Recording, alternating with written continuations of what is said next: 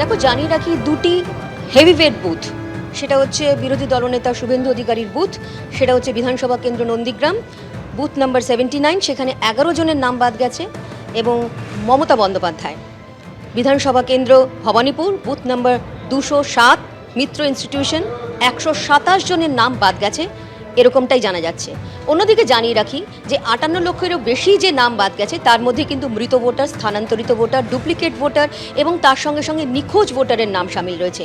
সেক্ষেত্রে দুই হেভিওয়েট যে বুথ সেই তথ্যই মিলেছে।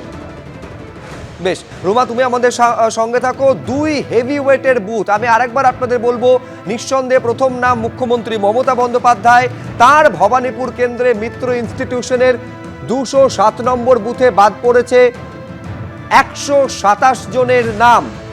মিত্র ইনস্টিটিউশনের 127 জনের নাম বাদ পড়েছে বলে জানা যাচ্ছে। ভবানীপুর ব্রাঞ্চে শুভেন্দু অধিকারীর কেন্দ্র, যেখানে 79 নম্বর বুথে 11 জনের নাম বাদ পড়েছে। আমি আরেকবার, অত্যন্ত গুরুত্বপূর্ণ, কারণ একজন রাজ্যের মুখ্যমন্ত্রী আর একজন রাজ্যের বিরোধী দলনেতা, আরেকটু ডিটেলে জানার জন্য আরেকবার রুমার থেকে জানতে চাইব। রুমা, দেখো, মুখ্যমন্ত্রী মমতা বন্দ্যোপাধ্যায়ের যে বুথ সেটা হচ্ছে বিধানসভা কেন্দ্র ভবানীপুর 159 এবং বুথ নাম্বার 207 মিত্র ইনস্টিটিউশন, সেটা হচ্ছে ভবানীপুর ব্রাঞ্চ, এবং 127 জনের নাম বাদ গেছে এখনো পর্যন্ত যা তথ্য মিলেছে। এবং সেক্ষেত্রে জানিয়ে রাখি আরেকটি কিন্তু হেভিওয়েট বুথ, যেটা হচ্ছে শুভেন্দু অধিকারীর বুথ, বিরোধী দলনেতা, বিধানসভা কেন্দ্র নন্দীগ্রাম 210 বুথ নাম্বার 79, এবং জানিয়ে রাখি 11 জনের নাম বাদ গেছে সেই বুথ থেকে। এখন যে নাম বাদ গেছে সেটা কিন্তু কমিশন এর আগেও যে স্পষ্ট করে জানিয়েছে যে নাম বাদ যাওয়ার মূল কারণ হচ্ছে সেখানে হচ্ছে মৃত ভোটার থাকছে, নিখোঁজ ভোটার থাকছে, বা সেখানে স্থানান্তরিত ভোটার আছে, বা ডুপ্লিকেট ভোটার এরকমটা রয়েছে, এবং অন্যান্য কারণও রয়েছে। সেক্ষেত্রে দেখা যাচ্ছে যে মুখ্যমন্ত্রী মমতা বন্দ্যোপাধ্যায়ের যে বুথ সেখানে 127 জনের নাম বাদ গেছে, এবং বিরোধী দলনেতা শুভেন্দু অধিকারীর যে বুথ সেখানে 11 জনের নাম বাদ গেছে।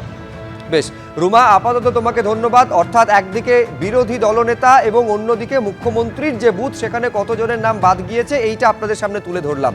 এইখানে গুরুত্বপূর্ণ হচ্ছে বিএলওদের ভূমিকা, তার কারণ আগামী 1 মাস বিএলওরা বিভিন্ন বুথে বুথে থাকবেন এবং যাবতীয় একটা হচ্ছে বুথে বিএলওদের কাছ থেকে এই খসড়া ভোটার তালিকা ভোটাররা দেখতে পাবেন। কোনো অভিযোগ থাকলে তারা তাদের কাছে থেকে এইটা নিষ্পত্তির জন্য তারা যোগাযোগ করতে পারেন।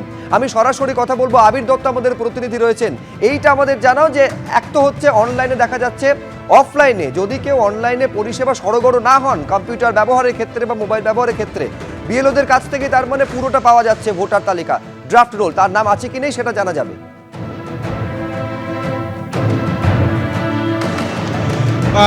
পরিষ্কারভাবে সাধারণ মানুষ আজকে যে খসড়া তালিকা প্রকাশ হচ্ছে সেই অনুযায়ী তারা কিভাবে বুঝবেন আমরা সরাসরি বিএলওদের কাছ থেকে জেনে নেব। আপনার পুরো নাম? আমার নাম বাপ্পাদিত্য বন্দ্যোপাধ্যায়। আপনি কোন জায়গার? আমি 263 মন্তেশ্বর বিধানসভায় 80 পাটের বিএলও।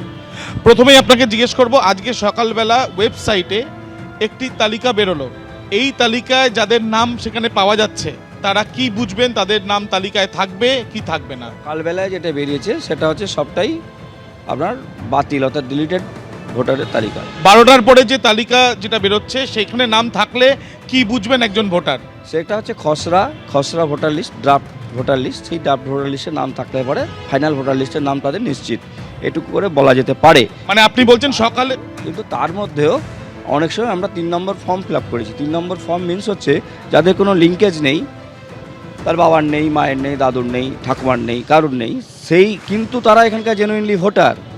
তারা সেই সময়তেও ভোট দিয়েছে, তারা হয়তো 2003-এও ভোট দিয়েছে, 2001-এও ভোট দিয়েছে, 2000-এও ভোট দিয়েছে, কিন্তু 2002-এ তাদের নাম নেই। সেই সমস্ত সংশ্লিষ্ট ভোটারদেরকে আমরা 3 নম্বর ফর্ম ফিল আপ করিয়েছি।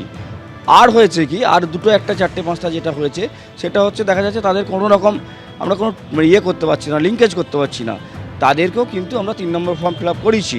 সেই সমস্ত 3 নম্বর ফর্ম ফিল আপ করানো ব্যক্তিত্বরা তাদেরকে ডাকা হবে হেয়ারিংয়ে, এবং হেয়ারিংয়ে সেখানে AERO এবং ARO যে সিদ্ধান্ত নেবেন এবং তাদের দেখানো ডকুমেন্টস অনুযায়ী যে সিদ্ধান্ত নেবেন সেটাই কিন্তু সিদ্ধান্ত। তারা যদি মনে করেন যে এদের বাদ দিয়ে দেবেন তো বাদ চলে যাবে, তারা জেনুইন ভোটার হলেও বাদ যাবে, আর যদি জেনুইন ভোটার না হয় তাহলেও বাদ যাবে। এটা সম্পূর্ণ তাদের উপর নির্ভর করছে। এই জায়গাটা আমাদের ভয়ের কারণ।